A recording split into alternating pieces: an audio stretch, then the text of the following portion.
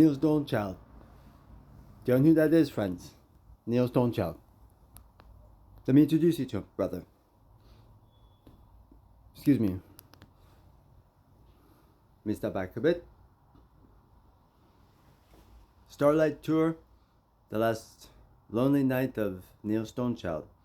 Susan Reber and Robert Renaud. A teen's suspicious death. A shocking police cover-up and the mother's search for the truth. We'll do this for the mother then, since she wants the truth. Why your son was left alone in the field by himself. Who could do that to another human? I could never do that. I'd just be like, turn around! I don't care what he did. I couldn't do that to another human, friend. I couldn't do it. But I want to tell you why someone did it. And what was their motive. And I want to stand up for this young man. I consider myself the advocate for the homeless people. After what I had to endure, friend. If you want to call me on this, I challenge you. It says calling me. Challenge me on it outside. I'm ready to speak. I want to tell you what I learned from the streets. I would play the homeless guy so I can get primary first-hand research on what's going on. I had to go and play I didn't know what you called them. You look down on them anyway. And that's the character I had to play. So, why did Neil Stonechild end up on that field?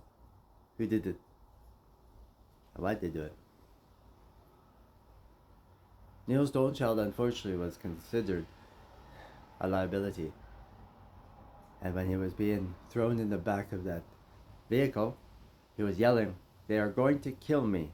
They are going to kill me." Why did he yell that?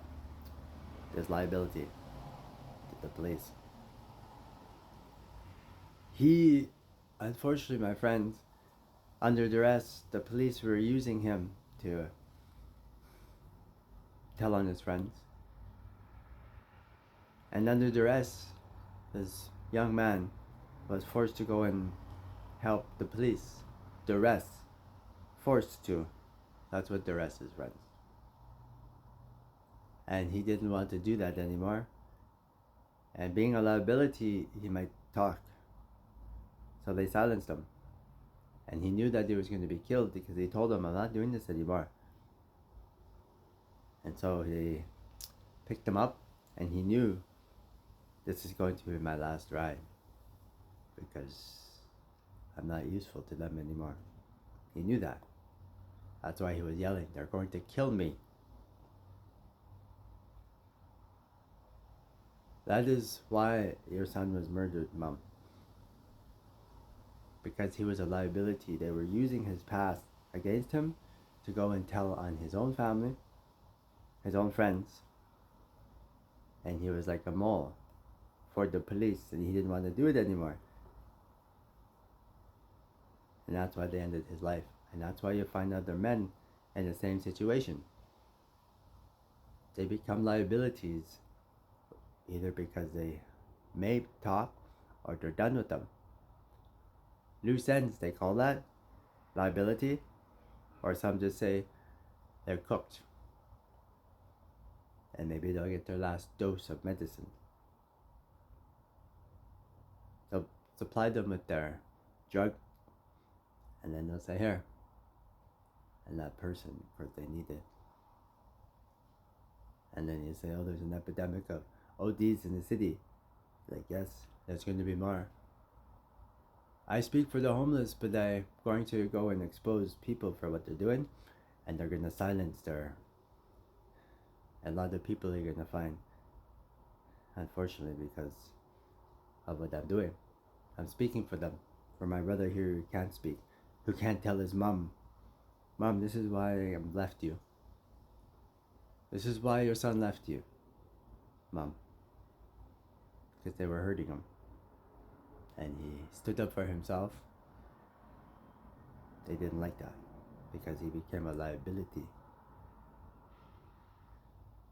That is why they did that why they did that to your son. All I want to do now is speak for the ones who can't speak, friends. I need to do my job, and that's the reason why I'm creating the Grandmother's Council for men and women who can't speak, the missing and murdered. I know who's doing it, and I want you to understand who's doing it too. So let's go, come. And then we have to speak with Canada. It says, Canada. But we have to do it in the sovereign way. I want you to ask me what that means, friend. I want to create precedent and how we use our sovereignty. Because I need you to understand what's going on. Because my family's in trouble now. Because of what I'm doing, friends. I'm not going to shut up. I'm not going to go away. If you want to end me, make it quick, please.